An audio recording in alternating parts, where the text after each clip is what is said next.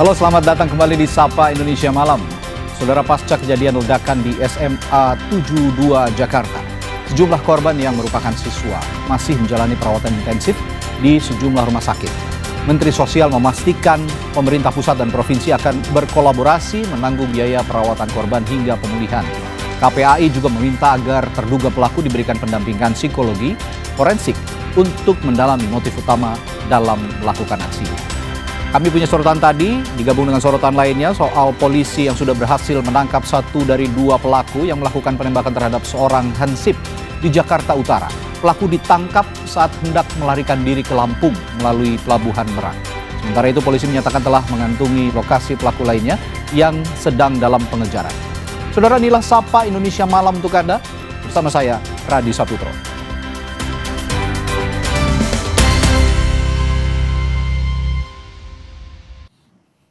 Kami buka dari berita polisi berhasil menemukan bocah yang hilang diduga menjadi korban penculikan di Kota Makassar, Sulawesi Selatan. Korban ditemukan di wilayah Merangin, Provinsi Jambi dan kini telah kembali bersama orang tuanya.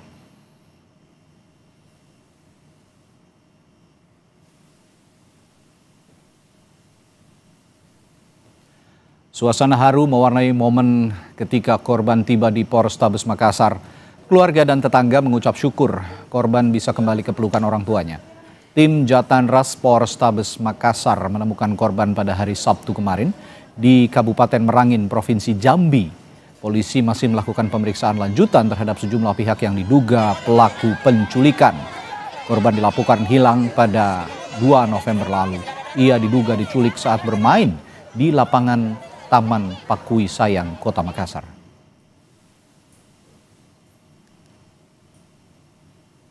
Ditemukan tadi malam dan bisa kembali ke Makassar pada hari ini, ya. Dan tadi sudah dicek kesehatannya, alhamdulillah tidak ada tanda-tanda penganiayaan, ya, dan kondisinya juga baik. Secara psikologis juga sudah dicek, ya.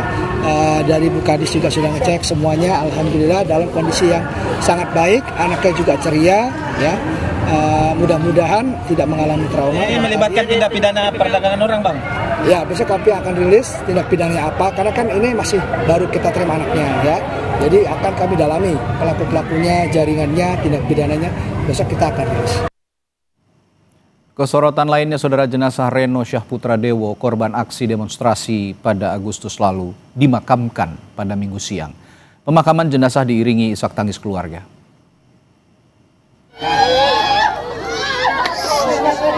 Setelah teridentifikasi oleh Pusdokes Polri dan diserahkan ke keluarga, jenazah Reno Syahputra Dewo akhirnya dimakamkan di Pemakaman Umum Putat Gede, Surabaya, Jawa Timur.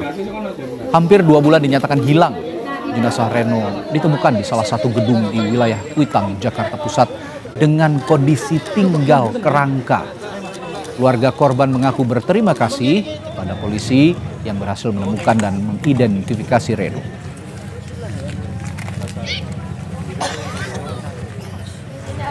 Banyak-banyak terima kasih buat institusi polisi yang sudah mengawal kasus hilangnya ponakan saya dari bulan Agustus sampai diketemukan, sampai dikebumikan sampai hari ini.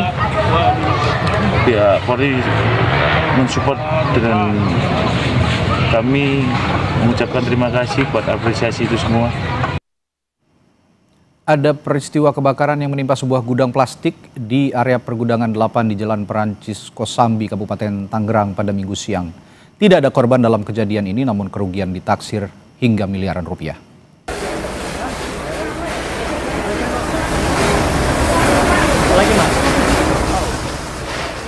Asap tebal membumbung tinggi dari salah satu gudang plastik yang terbakar di pergudangan 8 di Jalan Kali Perancis Kosambi, Kabupaten Tangerang, Banten. Angin yang cukup kencang ditambah banyaknya barang yang mudah terbakar, seperti bahan kimia dan biji plastik di dalam gudang, membuat api cepat membesar dan meludeskan seluruh isi dan bangunan gudang. 10 mobil pemadam kebakaran Kabupaten Tangerang dan dibantu pemadam Jakarta Utara dikerahkan untuk memadamkan api, dan kurang dari 5 jam api akhirnya bisa dipadamkan. Polres Metro Tangerang Kota masih menyelidiki penyebab kebakaran gudang plastik ini.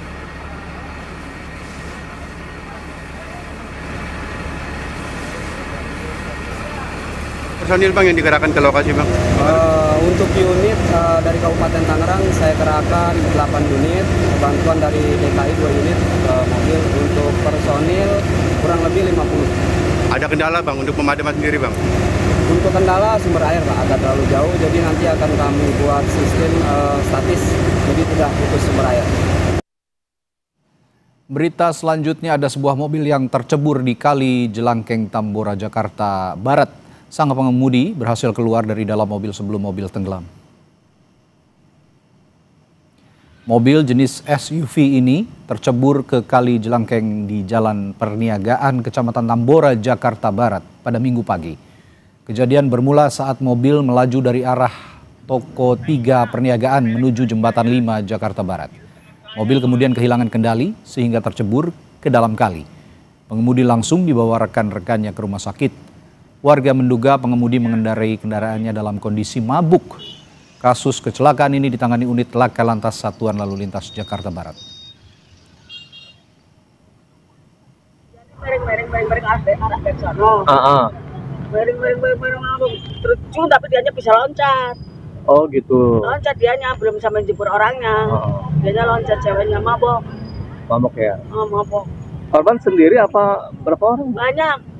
Dia naik mobilnya masing-masing. 4 orang, 4 mobil sih, 4 mobil. Teman-temannya di belakang, dia di depan. 1 orang ya? Cewek. Oh cewek. Iya. Terus Minta tolong. Oh minta tolong. Terus? Udah gitu ditolongin. Udah gitu diangkatin duluan, baru diikatin gitunya. Oh gitu. Yang juga jadi sorotan, saudara, ada pelaku pencurian yang menewaskan Hansip di Cakung, Jakarta Timur yang sudah ditangkap oleh polisi. Sebelum kabur, pelaku sempat berduel dengan petugas keamanan. Rekaman kamera pengawas menangkap detik-detik korban bersama rekannya menggagalkan pencurian motor oleh 2 pelaku di Kampung Baru, Jalan Pelajar Cakung pada Sabtu dini hari. Bersama rekannya, korban menyergap ke lokasi dan menabrakkan sepeda motornya untuk menghentikan aksi pelaku. Korban juga sempat berduel dengan salah satu pelaku, namun pelaku yang terdesak kemudian melepaskan tembakan ke arah korban. Korban tewas ketika dengan luka tembak di bagian perut.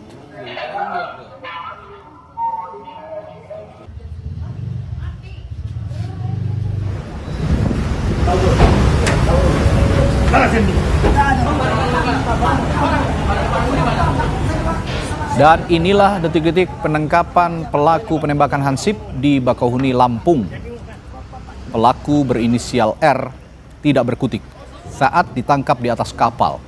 Pelaku berniat kabur ke Lampung melalui pelabuhan Bakauheni.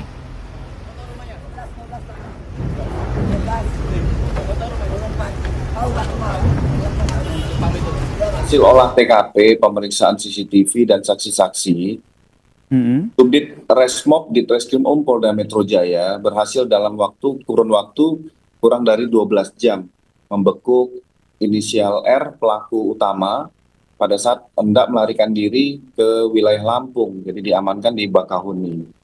Sudah Mas, sudah. Mudah-mudahan segera mungkin bisa ditangkap dan diamankan dari petugas kepolisian. Kita akan kenakan pasal 365 ayat 3 mengakibatkan meninggalnya orang lain, termasuk kita akan coba persangkaan pasal pidana 338 pembunuhan.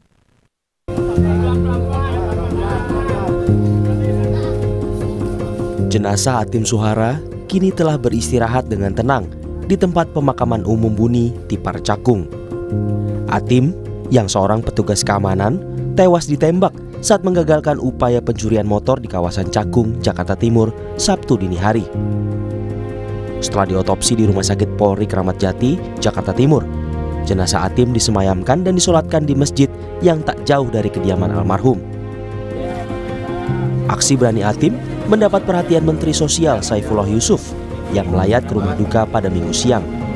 Mensos berjanji akan memberikan santunan, bantuan rehabilitasi, dan pemberdayaan bagi keluarga korban. Besok tanggal 10 November, dalam suasana peringatan Hari Pahlawan, saya ingin menyampaikan bahwa almarhum ini salah satu contoh pahlawan hari ini. yang melakukan sesuatu untuk kepentingan orang lain. Ada rehabilitasi, mungkin beliau juga masih ada traumanya, ya. Nanti kita teruskan dengan pemberdayaan. Jadi kita dampingi sampai betul-betul pulih dan bisa bekerja sebagaimana sebelumnya. Dua petugas keamanan yang bertugas bersama korban mengaku masih trauma atas peristiwa yang merenggut nyawa rekannya. Menurut rekan korban yang selamat saat berduel dengan pelaku, usai terdengar tembakan, ia segera menghindar dan meminta pertolongan warga. Nah, si korban ini langsung nabrak pelaku. Nah, setelah kita sempat duel, saya duel sama yang satu, si korban duel sama yang satu. Nah, setelah itu pas dengar suara letusan, itu saya refleks. Saya langsung melompat, kabur. Terus saya teriak minta tolong ke warga. Nah, warga itu pada datang dah. Pada rame dah itu. Nah, itu saya langsung menuju ke rumah RT 8, laporan. Pak, si Atai ini kena tembak. Sementara petugas keamanan yang lain bilang, korban sengaja menabrakkan sepeda motornya untuk menggagalkan pencurian. Sebab kedua pelaku diketahui sudah bolak-balik memetakan target buruannya. Dia sudah emosi, dia sangat emosi, dia udah ambisi bahwa dia pengen nangkep maling gitu. Betul dia beberapa kali bolak-balik. Setelah itu dia ada tukang pemulung ini, malingnya ini keluar lagi. Setelah pemulung keluar, dia balik lagi ke posisi yang awal lagi, dia ke situ lagi. Berarti memang sengaja udah niat. Maling ini udah niat mengambil motor itu. Satu pelaku kini telah ditangkap saat berusaha menyeberang ke Pulau Sumatera. Polisi kini masih memburu seorang lainnya. Tim Liputan Kompas TV.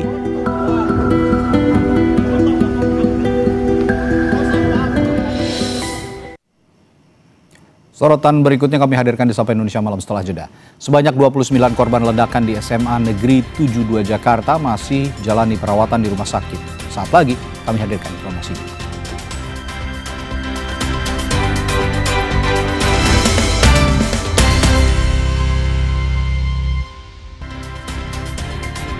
Saudara Menteri Sosial Saifullah Yusuf mengunjungi korban ledakan SMA Negeri 72 Jakarta yang masih dirawat di Rumah Sakit Islam Jakarta Cempaka Putih. Mensos Saifullah Yusuf memastikan pemerintah akan menanggung seluruh biaya perawatan hingga pemulihan para korban. Kunjungan kali ini dilakukan Menteri Sosial untuk memastikan penanganan dan kondisi terkini para siswa yang merupakan korban ledakan di SMA Negeri 72 Jakarta. Mensos Saifullah bilang, dari 13 korban yang masih dirawat di Rumah Sakit Islam Cempaka Putih, 2 orang diantaranya masih berada di ruang ICU dan HCU dengan kondisi yang membaik. Ia juga menambahkan, pemerintah pusat dan daerah akan berkolaborasi untuk menanggung biaya perawatan korban hingga ke masa pemulihan.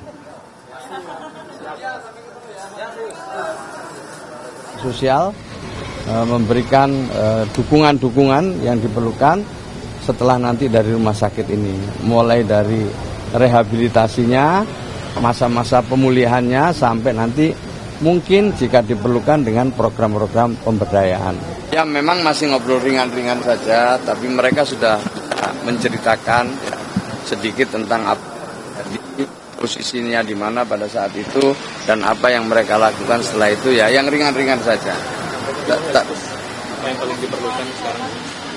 Ya tentu mereka masih trauma ya, tapi ya pelan-pelan nanti kita dampingi.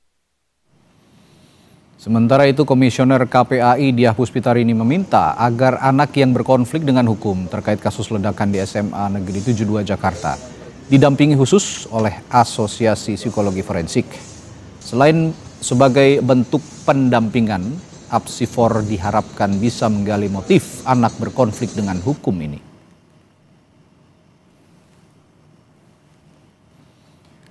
Hingga Minggu siang, akses masuk ke area SMA N 72 Jakarta masih dibatasi hanya untuk pihak sekolah, perwakilan pemerintah, polisi hingga TNI.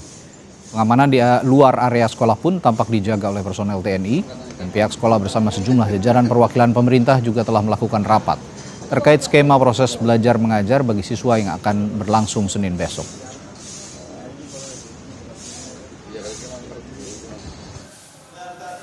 Polres Metro Jakarta Utara menggelar aksi bersih-bersih di lokasi kejadian ledakan di SMA Negeri 72 Jakarta sebagai bentuk upaya pemulihan kondisi fisik dan psikologis usai insiden ledakan. Bersih-bersih dimulai dari pengecatan dinding yang rusak akibat ledakan. Selain itu petugas juga membersihkan lantai dari puing-puing dampak ledakan. Diharapkan dengan aksi bersih-bersih ini siswa di lingkungan SMA Negeri 72 dapat beraktivitas normal kembali tanpa diselimuti rasa takut.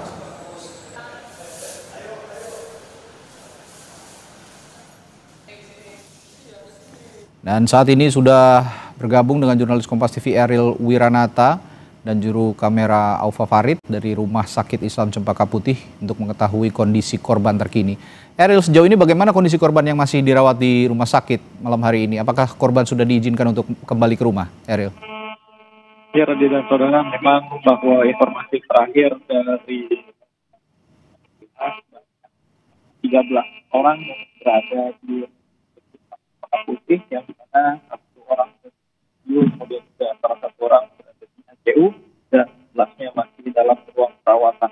Sedangkan informasi yang satu orang sudah diperbolehkan pulang untuk dimaksudkan ke Islam Cempaka Putih. Dan juga untuk saat ini untuk di rumah sakit Yarsi, informasi yang kami dapatkan banyak 16 korban yang masih dirawat, 15 diantaranya merupakan rawat inap dan satu masih dalam perawatan ICU.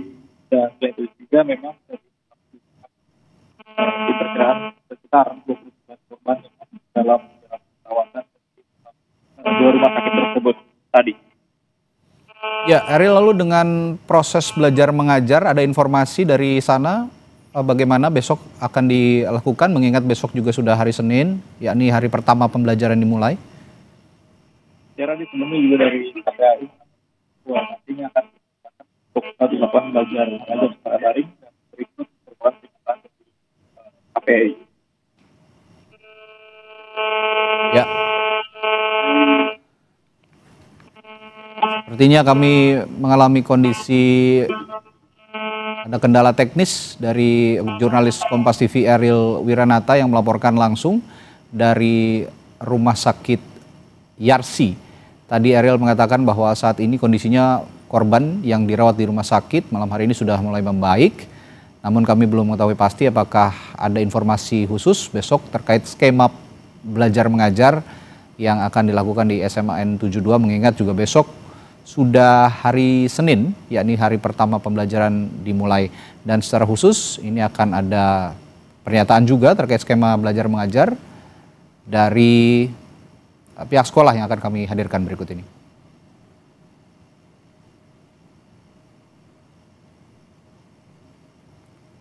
Beralih ke sorotan selanjutnya, Saudara. Melalui Menteri Sekretaris Negara Prasetyo Hadi, Presiden Prabowo Subianto merespons insiden ledakan di SMA N72. Prabowo bilang perlu menghidupkan kembali kepedulian sosial dan masyarakat, termasuk perlunya untuk pembatasan dan mencari solusi dari game-game online.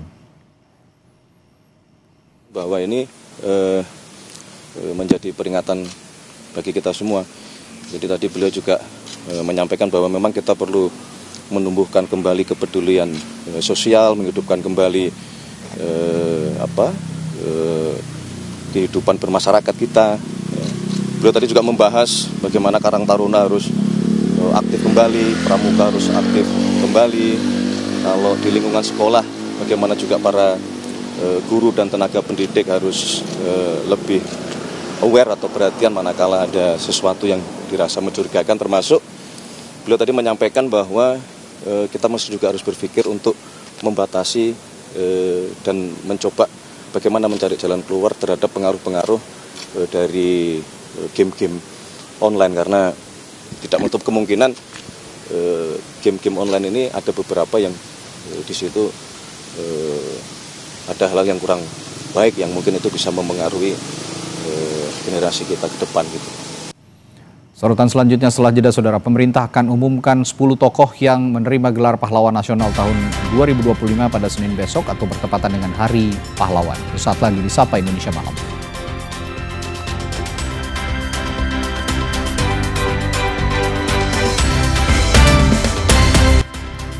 Saudara, Menteri Sosial Saifullah Yusuf mengatakan pemerintah akan mengumumkan tokoh yang menerima gelar pahlawan nasional tahun 2025 pada Senin besok atau bertepatan dengan Hari Pahlawan. Mensos menilai semua presiden yang pernah menjabat di Indonesia layak menerima penghargaan tertinggi sebagai pahlawan nasional, termasuk Presiden kedua Republik Indonesia Soeharto dan Presiden keempat Abdurrahman Wahid alias Gus Dur. Menurutnya, pemberian gelar pahlawan nasional merupakan penghargaan bangsa atas jasa dan pengabdian para mantan presiden kepada negara. Dirinya pun menyebut tiap pemimpin negara pasti memiliki kelebihan serta kekurangan di masa jabatannya. Gelar pahlawan tentu pada saatnya akan diumumkan. Semua proses telah dilalui berjenjang mulai dari bawah sampai ke atas. Siapapun nanti yang diputuskan oleh presiden, semuanya telah dinyatakan memenuhi syarat. Itu dulu. Soal pengumumannya kapan, tunggu saja. Ya, Pak Presiden Soeharto memenuhi syarat, Presiden Abdurrahman Wahid memenuhi syarat, pejuang buruh Marsina memenuhi syarat, Syekhona Khalil Bangkalan juga memenuhi syarat, dan banyak lagi ya pejuang-pejuang, pahlawan-pahlawan yang diusulkan dari berbagai provinsi. Itu banyak sekali ya, nanti kita tinggal tunggu siapa yang akan mendapatkan gelar pahlawan tahun ini. Senada dengan Menteri Sosial, Menteri ESDM yang juga Ketua Umum Partai Golkar Bahlil Lahadalia mengusulkan agar seluruh mantan Presiden Indonesia diberikan gelar pahlawan nasional. Bahlil menyebut setiap Presiden Indonesia memiliki peran yang penting dan kontribusi yang terbaik bagi negara. Kalau kita berbicara tentang manusia yang sempurna, kesempurnaan itu cuma Allah Subhanahu wa Ta'ala kok. Semua masih ada plus minus. Udahlah, yang baik ya kita harus hargai semua para pendiri dan para tokoh bangsa. Bila perlu kami menyarankan semua tokoh-tokoh bangsa yang mantan-mantan presiden ini kalau bisa dapat dipertimbangkan untuk diberikan gelar pahlawan nasional.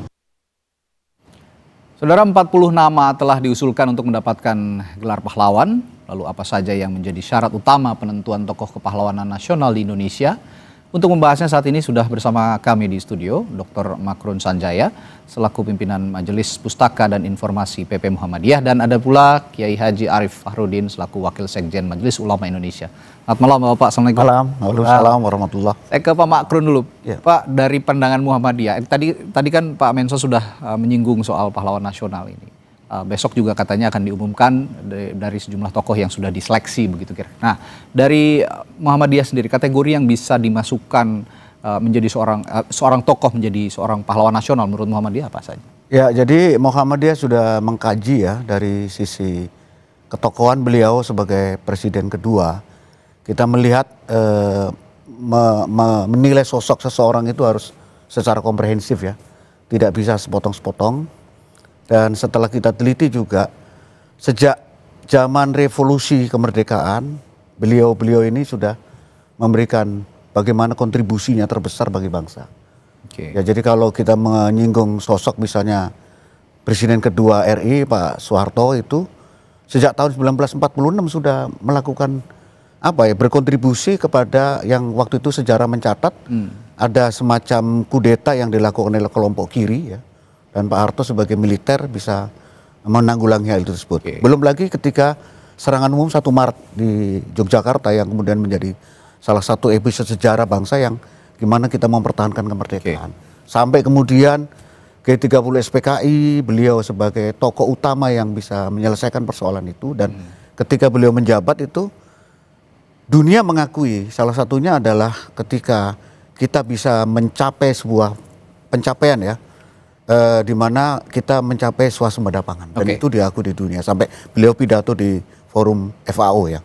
Itu tadi Pak Harto, tapi kalau kita bicara tokoh nasional dan presiden, mantan presiden begitu, ada juga nama Abdurrahman Wahid atau Gus Dur. Nah, kalau bicara ketokohan dan juga kategori yang sudah diseleksi oleh Mensos, bagaimana sosok Gus Dur ini bisa menjadi pahlawan nasional? Saya kira sama, dan saya sependapat apabila kita dalam memperlakukan pimpinan itu ya, menilai pimpinan, ada filosofi Jawa yang menurut saya sangat elegan kita coba kaji, yaitu mikul dhuwur mendem jero. Tidak ada manusia yang sempurna.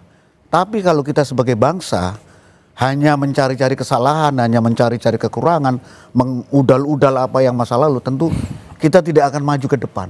Baik. Ya, jadi kita mungkin kaca spion ibarat orang nyetir ya. Kaca spion itu perlu untuk sebagai pembelajaran, sebagai apa yang hikmah kita ambil. Tapi ke depan kita harus tatap. Dan saya terinspirasi juga misalnya ketokohannya Nelson Mandela ya, yang kemudian pejuang di Afrika Selatan. Dia bertahun-tahun dipenjara oleh rezim apartheid, begitu keluar dia melakukan rekonsiliasi, memaafkan tapi tidak melupakan. Nah itu penting. Baik. Jadi sebagai pembelajaran buat juga generasi muda yang akan datang. Baik, saya ke Yai Arief. Yai, kalau bicara soal pahlawan, bisa ketokohan dan pahlawan, definisi pahlawan bagi negara Indonesia ini menurut Yai apa sih dari pandangan Yai? Ya, jadi pahlawan itu kan pada umumnya itu kan mereka yang banyak jasa ya. Berjasa satu kepada bangsa, negara. Yang kedua adalah mereka yang rela mengorbankan segala apa yang dia punya demi satu tujuan bersama, yaitu tujuan mendirikan negara bangsa ini. Nah, jadi kata kuncinya dua itu, satu dia berjasa, yang kedua rela berkorban. Ya, maka sesungguhnya pahlawan itu ya bisa kembali kepada masa prakemerdekaan yang berkontribusi pada negara, atau pada waktu modern ini juga bisa banyak pahlawan, gitu loh. Jadi kayak misalkan tenaga kerja kita itu kan juga pahlawan devisa. Jadinya dia yang dedikasinya, kemudian integritasnya itu diserahkan sepenuhnya untuk kemajuan bangsa dan negara ini. Oke. Indonesia ini sebenarnya kan negara dengan multi religi, multi ras, multi suku, multi budaya begitu. Tapi kita sekarang kita tarik ke kacamata Islam misalnya. Dapatkah Anda berbagi contoh misalnya Yai dari sejarah Islam atau perjuangan kemerdekaan Indonesia di mana bangsa menunjukkan penghormatan terhadap jasa pemimpin dan para pahlawannya kira-kira? Ya tentu misalnya dalam konteks Indonesia ya itu kan Indonesia sebagai negara bangsa itu kan memang relatif baru ya ketika sudah diproklamirkan oleh pendiri negara ini yaitu Soekarno-Hatta. Namun kan sebelum berdirinya nation state itu tentu sudah banyak peristiwa-peristiwa yang menggugah emosi dan membuat engagement bersama untuk kita menciptakan satu bangsa kayak Sumpah Pemuda, kemudian lahirnya perkumpulan-perkumpulan nasionalis religius sebelumnya. Jadi itu tentu bibit-bibit untuk menuju common sense bersama yang namanya Negara Kesatuan Republik Indonesia itu juga tentu menjadi hal yang tidak bisa kita lupakan. Gitu. Oke. Saya juga menanyakan hal yang sama. Ada dua nama mantan presiden kita, ada presiden kedua Republik Indonesia Pak Harto dan presiden keempat Abdurrahman Wahid. Ya. Nah, melihat dua sosok tokoh ini, mantan presiden ini yang akan kemungkinan besar akan menjadi pahlawan nasional, bagaimana? Ini menarik ya karena dua sosok ini, dua tokoh ini menggambarkan dua situasi yang cukup berbeda, tapi dalam satu frame yang sama. Perbedaannya misalnya begini, Mas, Pak Harto itu kan tadi Pak Macron juga sudah menyebutkan kontribusi beliau itu sebelum bahkan dimulai di era revolusi kemerdekaan ini, merebut kemerdekaan. Kemudian di masa transisi dan sampai kemudian beliau itu menjadi pimpinan di ABRI ya, Pangkostrat dan sebagainya sampai kemudian menjadi presiden. Jadi era sebelum kemerdekaan walaupun sebentar, kemudian kemerdekaan dan menjadi presiden 32 tahun. Kalau Gus Dur itu identik dengan jasa-jasa beliau itu kan selain beliau punya terah ya. Terah ulama-ulama besar yang itu semua adalah pendiri negara ini.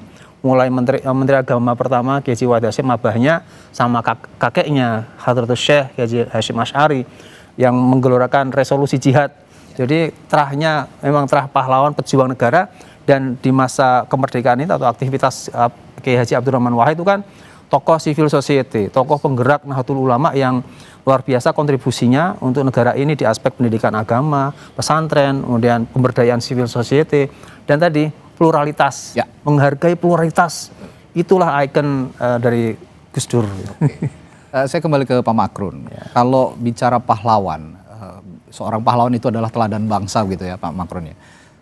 Menurut Bapak seperti apa yang bisa dilanjutkan dalam pembangunan bangsa kita sampai ke depan bahwa pahlawan ini bisa menjadi inspirasi bagi kita semua, terutama anak-anak muda yang sekarang sepertinya tidak seperti dulu ya, kalau kita sangat-sangat menghargai pahlawan, sekarang agak pudar gitu. Bagaimana Anda juga menanamkan hal-hal ini kepada anak-anak muda, bahwa pahlawan ini sebenarnya bisa diteladani sampai masa yang tidak bisa ditentukan sebetulnya? Ya, kalau saya membaca kategorisasi ya pahlawan itu di dalam undang-undang yang kita gunakan itu adalah minimal ada 2 bentuk yang bisa dilihat, bisa dibuktikan, bisa dirasakan, bisa dilanjutkan, yaitu kesediaan berkorban untuk bangsa, untuk negara, untuk masyarakat, untuk kehidupan, untuk kemanusiaan.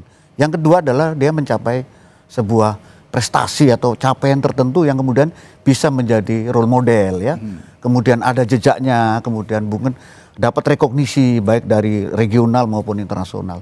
Saya kira di era kini generasi muda juga harus tidak boleh melupakan sejarah.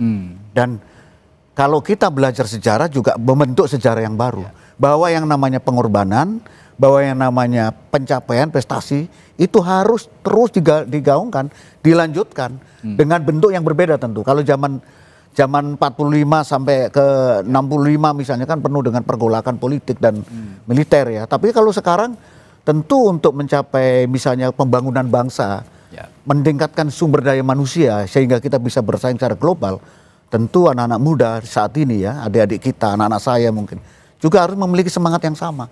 Dia harus mampu berkorban, merelakan dirinya berkorban untuk sesuatu yang tujuan baik, untuk membangun masyarakat, juga dia mencapai prestasi. Ya, jangan bahasa sekarang, jangan cuma omon-omon kira-kira gitu ya. Jadi harus konkret, harus ada prestasi, harus ada capaian, dan itu role model banyak sebenarnya. Antara lain dicerminkan oleh para pahlawan, oleh para pemimpin kita, tokoh-tokoh kita, para pejuang-pejuang kita sudah betul-betul mendermakan dirinya untuk bangsa dan negara, untuk masyarakat dan untuk kemanusiaan secara universal. Oke, sesuai dengan topik kita malam hari ini, bangsa besar menghormati jasa pemimpin dan para pahlawan. Nah, saya ingin bertanya juga terkait dengan konteks ini. Menurut Anda, mengapa penghormatan terhadap jasa pemimpin, jasa pahlawan terdahulu ini menjadi salah satu ciri bangsa yang maju dan beradab, gitu kira-kira? Ya, saya kira memang di era informasional sekarang ini ya, komunikasi, informasi itu banjir ya. Banjir, abundansi istilahnya. Tentu kadang-kadang itu bisa mengikis ya, karena kita ini cenderung globalisasi, ini nilai-nilai yang sebenarnya kita anut ya kan, yang kita pertahankan, yang diajarkan oleh para sesepuh kita, para orang tua kita, agak mengalami pergeseran.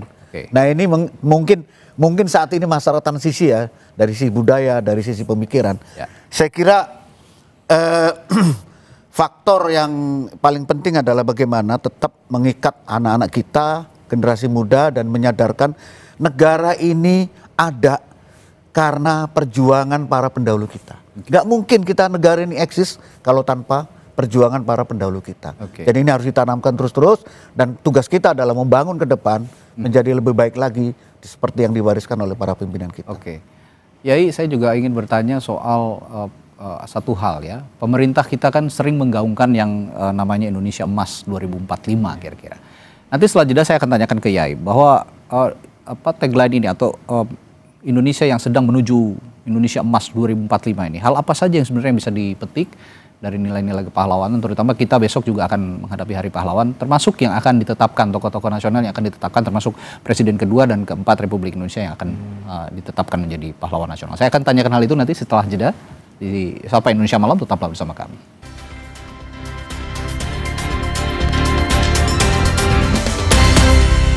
Hah? Ya, masuk. Jadi besok akan langsung diumumkan. Dan sekali lagi, sebagaimana kemarin juga kami sampaikan, itu kan bagian dari bagaimana kita menghormati para pendahulu, terutama para pemimpin-pemimpin kita yang apapun sudah pasti memiliki jasa yang luar biasa kepada bangsa dan negara. Tadi sebelum jeda saya bertanya ke Yai Arief bahwa saat ini pemerintah terus menggaungkan Indonesia Emas 2045. Nah, berkaitan dengan konteks itu, saya bertanya juga, sebenarnya hal apa yang bisa dipetik menuju Indonesia Emas 2045?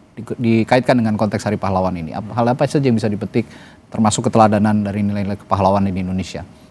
Ya, baik. Jadi Indonesia Emas 2045 itu kan suatu target ya, capaian, dan sekaligus di situ ada harapan. Untuk harapan itu kan diciptakan ada ukuran-ukuran yang logik dan ilmiah gitu. Nah, memang dalam agama, khususnya dalam Islam itu memang disebutkan bahwa dalam setiap 100 tahun itu pasti ada tokoh ataupun ada semangat yang sifatnya itu pembaruan. Nah, mungkin kalau kita hitung dari perjalanan bangsa ini ya, dari mulai merdeka, itu kan dalam proses kemerdekaan yang menuju ke 100 tahun ini. Nah, itu tentunya bisa kita ambil di sana adalah bagaimana kita pertama mensyukuri dulu, mensyukuri semua generasi ini, terutama yang milenial tadi, ya, yang Gen Z, yang Alpha. Saya tuh ada kekhawatiran kalau tidak pandai menghargai jasa para pahlawan pendiri bangsa ini atau siapapun yang telah berkontribusi kepada negara ini, maka ya dia tidak akan pandai bersyukur dengan adanya negara ini. Padahal di negara ini kita semua itu bernafas, ada oksigennya. Dari negara ini kita itu bisa makan sumber daya alamnya, tanaman-tanamannya, airnya. Nah, kalau kita tidak bisa mensyukuri itu ya siap-siap saja nanti 2045 kita tidak bisa meraih Indonesia Emas. Malah yang terjadi, yang diharapkan adanya bonus demografi itu malah jadi generasi yang kurang maksimal gitu ya. Nah, ini yang perlu diantisipasi. Makanya dalam Islam itu kan disebutkan bahwa siapa yang pandai bersyukur, maka nikmat itu akan ditambah oleh Tuhan. Dan kalau tidak pandai bersyukur, nah nanti banyak sekali cobaan ujian untuk bangsa kita ini. Ya, gitu. Ini termasuk bersyukur kita memiliki pahlawan-pahlawan yang sebelumnya pernah memperjuangkan bangsa dan negara. Betul. Pak Makrun, ini kan sebenarnya dari 10 nama yang akan ditetapkan besok, itu sebelumnya ada 40 nama. Dan terus mengerucut hingga ke 10 nama. Dari 40 nama hingga sekarang 10 nama, kira-kira Anda melihat ada kriteria khusus yang bisa dikerucutkan sehingga 10 nama ini nantinya akan ditetapkan menjadi pahlawan nasional yang baru? Ya, sebenarnya kalau saya pelajari, saya riset tadi, dari 40 ini sebenarnya layak semuanya. Cuma mungkin ya, nggak mungkin ya, seketika 40 jadi pahlawan, seketika mungkin nanti pada tahap-tahap berikutnya. Tetapi saya lihat kembali kepada kriteria kepahlawanan tadi, dikaitkan dengan juga generasi muda saat ini, bahwa yang namanya kriteria berani, sedia, berkorban, mengorbankan apa saja yang dia punya untuk kepentingan masyarakat, kepentingan bangsa, negara kalau dia dalam tataran di struktur gitu ya. Dan yang kedua adalah bagaimana mencapai prestasi. Ada capaian, ada alat ukur, ada KPI-nya. Seseorang bisa disebut pahlawan itu apa? Ya. Tentu tidak bisa untuk diri sendiri sebagai pahlawan. Mungkin hanya untuk keluarga. Tapi bagaimana pencapaian ini bisa berpengaruh kepada masyarakat. Nah, ini ada kaitannya tadi dengan pertanyaan yang kepada Pak Yai. Saya pikir kalau anak-anak muda sekarang ini tidak mencerminkan dua kriteria tadi, maka Indonesia Emas ini agak mengkhawatirkan. Kalau semuanya selfish ya, sebagai individu anak bangsa selfish, hanya mementingkan diri, kemudian ya sudah kita mencapai begini, ya sudah begini-begini aja. Saya kira ini momentum juga ya. Tinggal berapa tahun ini? Tinggal 20 tahun lagi. Jadi yang sekarang ini kira-kira umur 10 tahun, 15 tahun, mereka inilah yang akan memegang tampuk masyarakat bangsa kita di masa mendatang. Makanya tahun 2045 ya sebagai tahun Indonesia Emas itu bisa digenjot dari sekarang, dan perlu kita gerakan penyadaran itu tadi. Kalau mau disebut pahlawan dan harus bersumbangsi kepada bangsa dan negara, itu tadi harus ada semangat berkorban dan harus ada mencapai prestasi tertentu. Nah, 10 orang yang akan ditetapkan menjadi pahlawan nasional ini kan akan menjadi memori nanti di kemudian hari, terutama bagi anak-anak muda, termasuk anak-anak sekolah. Saya bertanya ke Pak Makrun, seperti sebagai Muhammadiyah juga sebagai lembaga pendidik juga, kira-kira strategi pendidikan yang bisa diterapkan untuk menanamkan nilai penghormatan terhadap jasa pemimpin dan juga para mantan presiden, para pahlawan, apa yang kira-kira bisa diterapkan? Saya kira teladan yang terus-menerus diterapkan ya.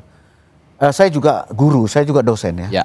Ketika saya mengajar, kalau hanya memberikan ilmu tanpa memberikan nilai-nilai ya, soft skillnya nggak kita bangun, tidak memberikan contoh. Contohnya dalam disiplin. Ini tantangan berat kita. Saya 5 tahun ini jadi dosen, merasakan betul bagaimana pada awal-awal itu sulit sekali. tetapi dengan metode tertentu. Saya itu punya target, misalnya begini contohnya, untuk mendidik anak-anak supaya disiplin. Karena disiplin ini penting. Pekerjaan apapun kalau tidak memiliki disiplin yang baik, itu integritasnya akan tercoreng. Bagaimana saya harus mendahului mahasiswa sebelum mahasiswa datang, bila perlu. Jadi saya lomba-lomba itu. Nah jadi keteladanan ini penting, dan para tokoh-tokoh yang baik besok yang diumumkan 10 maupun yang 40, itu saya kira sudah memberikan sebuah keteladanan yang berbagai bidang kan. Ada buruh, ada guru, ada mungkin tentara, ada pemimpin bangsa. Itu semuanya patut kita tiru, dan keteladanan itu penting. Makanya para pemimpin kita juga sekarang ditantang untuk memberikan teladan yang baik kepada generasi muda. Teladanan kepemimpinan itu dicontohkan dari skup yang paling kecil dulu begitu. Betul, dari lingkungan yang paling kecil dulu baru berjenjang ke tingkat yang lebih tinggi. Terakhir saya ke Ye Arif. Sebenarnya keberhasilan yang bisa dipetik dari para mantan presiden yang masuk dalam usulan pahlawan ini, misalnya swasembada pangan atau macan Asia dan sebagainya, apa saja sih kira-kira, Yai? Yang sudah dikontribusikan oleh calon penerima gelar pahlawan ini kan, dari para presiden kita itu kan punya tagline masing-masing lah para presiden. Masuk juga Presiden Soeharto, Presiden keempat juga Gus Dur gitu. Jadi memang di dalam Islam itu atau di santri itu ada istilah gini, likul limakom makol. Dalam setiap era itu ada tokohnya, dan setiap tokoh punya eranya. Nah jadi misalnya apa yang baik-baik itu tentulah yang harus bisa dipetik dengan seksama, dipelajari, kemudian dijadikan legacy untuk generasi berikutnya. Maka kan dalam tuntunan Al-Quran itu kan manusia itu diseru, lihatlah masa lalumu untuk masa depanmu. Jadi memang tantangan sekarang itu mentransmisikan capaian-capaian kebaikan yang sudah dilegasikan oleh para presiden kita sebelumnya itu untuk kita transmisikan kepada dan transformasikan kepada generasi sekarang ini. Tantangannya memang lumayan, karena saya katakan tadi zamannya udah berubah, udah berbeda sekarang. Zamannya udah zaman digital, ya semuanya tantangannya di situ juga, dan sekaligus tidak hanya tantangan juga, itu menjadi peluang juga bagaimana mereaktualisasikan penghormatan kepada orang yang berjasa pada negara ini sesuai dengan kondisi dan tantangan yang ada di era kini. Oke. Nah, balik lagi bicara soal anak muda yang juga harus meneladani para pahlawan.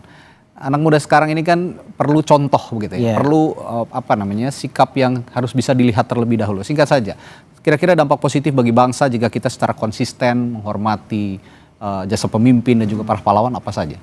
Itu sangat luar biasa sekali ya. Bangsa ini tidak akan survive kalau dia mengalami ketercerabutan budaya. Jadi pentingnya mengapa kita generasi sekarang dan masa depan itu untuk selalu mengingat, melihat pada generasi sebelumnya, dalam hal ini kontribusi para pendiri bangsa kita atau para presiden kita itu, supaya culture kemudian DNA bangsa ini tidak tercerabut. Kalau sudah tercerabut artinya bangsa ini tidak bisa menghargai capaian-capaian positif yang dihasilkan oleh anak bangsanya sendiri. Ini bencana kenegaraan dan bencana kebangsaan. Kita, anak-anak kita atau generasi ke depan mengalami alienasi. Nah ini yang saya khawatirkan dan disebutkan dalam Al-Quran tadi. Kalau kau pandai bersyukur akan ditambah nikmatnya. Tapi kalau tidak pandai bersyukur, lupa dengan siapa yang berjasa di negara ini, siap-siap nanti cobaan dan ujian kebangsaan kita lumayan berat ke depan. Gitu. Artinya kesimpulan kita hari ini dalam perbincangan kita hari ini, terutama untuk anak-anak muda, untuk menjadi bangsa yang besar, sekali lagi hormati jasa para pahlawan, hormati para pemimpin, niscaya kita juga bisa mendapatkan keteladanannya kira-kira. Baik, terima kasih Kiai Haji Arif Fahrudin dari Wakil Sekjen Majelis Ulama Indonesia, dan juga Pak Makrun Sanjaya, pimpinan Majelis Pustaka dan Informasi PP Muhammadiyah, telah berbagi perspektifnya malam hari ini soal pahlawan. Saudara, kami akhiri Sapa Indonesia malam hari ini. Terima kasih untuk Anda yang telah menyaksikan. Saya Radhi Saputro, sampai jumpa.